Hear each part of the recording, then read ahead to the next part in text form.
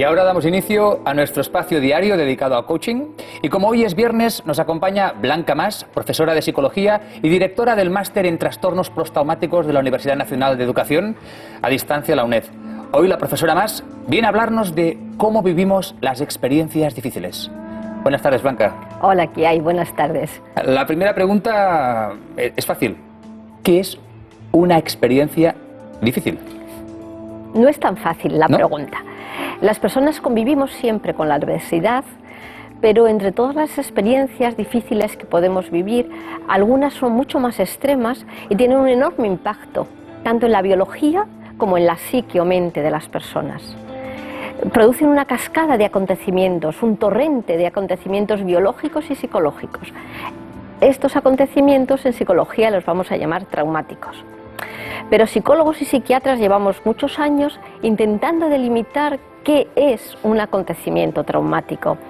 A lo largo de los años las definiciones han cambiado muchísimo, y lo que era válido en los años 80 ha dejado de ser válido ahora.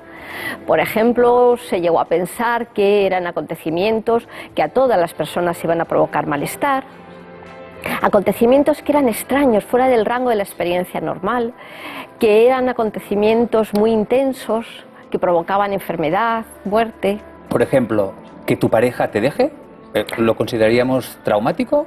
Eso sería difícil. Difícil. Es decir, sería una experiencia difícil que puede producir dolor en las personas, pero no sería un acontecimiento traumático. Hoy en día se ha delimitado mucho el concepto y por acontecimiento traumático se entiende aquel acontecimiento que está relacionado con la muerte, la amenaza de muerte, una lesión grave o una violencia sexual. Únicamente. Los demás quedan fuera de este conjunto de acontecimientos. ¿Por qué? Porque estos acontecimientos tan intensos en algunas personas producen un trastorno importante que conocemos con el nombre de trastorno de estrés postraumático.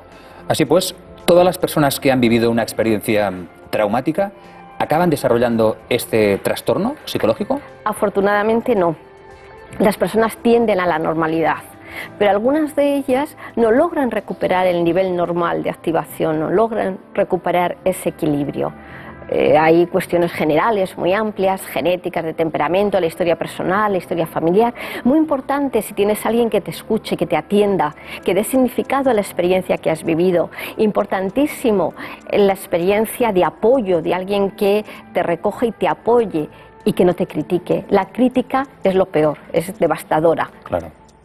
Porque una vez pasado algún tiempo, las personas que desarrollan este trastorno, ¿qué características presentan?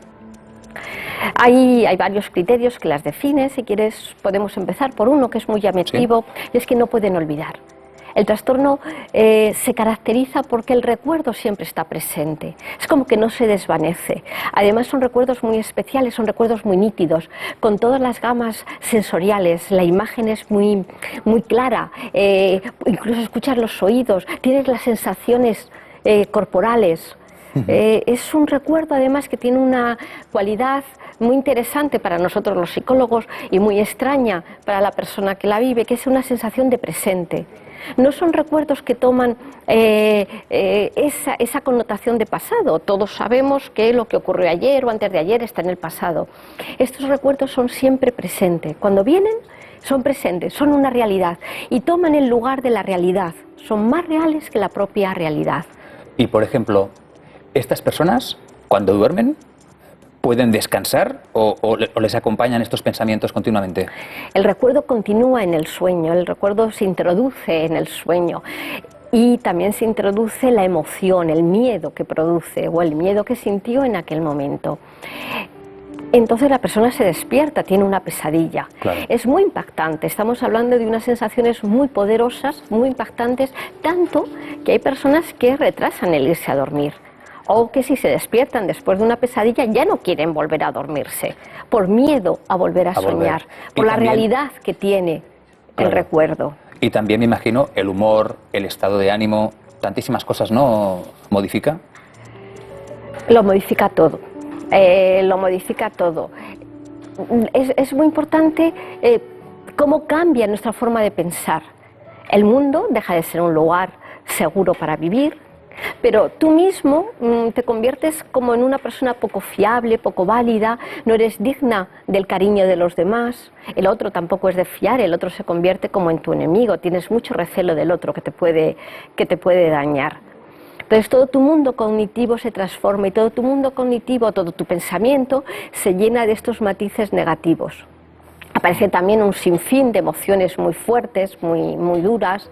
Al principio las emociones más duras que se estudiaron fueron el miedo, el terror, el horror, me quedé mudo de horror, ¿no? Son emociones siempre muy poderosas, muy fuertes. Y muy primarias, ¿no? Y muy primarias también.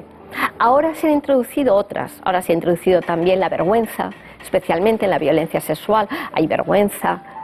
Se han introducido también la ira, la rabia, otra serie de emociones y para mí una muy dañina y muy triste es la culpa. Siendo la víctima de lo que ha ocurrido, las personas tienden a sentirse culpables de lo que ha pasado, de lo que no han hecho y podrían haber hecho. Muy bien. Blanca, una última cosa. ¿Cómo podemos tirar para adelante e intentar superar un trastorno de este tipo? ¿Cómo vivimos con él día a día? Son trastornos muy poderosos. Yo creo que necesitan ayuda de un profesional. Pero lo importante es las personas que lo han padecido, es decir, estas personas que han vivido una situación tan difícil, que no pueden despegarse del recuerdo, que evitan este recuerdo, que su mundo y su pensamiento está lleno de estas tristezas y este pensamiento negativo sobre ellas mismas, sepan que esto es parte de un problema psicológico, que es simplemente como una herida mal curada, que no es más, ¿no? Y que hay un tratamiento, que pueden acercarse a... Yo particularmente recomendaría a los servicios de salud públicos, que hay excelentes profesionales, especialistas, bien formados en este tipo de problemas. Y un mensaje de esperanza: los tratamientos funcionan, las personas mejoran, incluso algunas de ellas salen fortalecidas de la experiencia. Muy bien. Pues Blanca, un placer. Blanca, nuestra psicóloga. Muchísimas gracias. Hasta la próxima. Lo mismo. Muchas gracias. Hasta luego.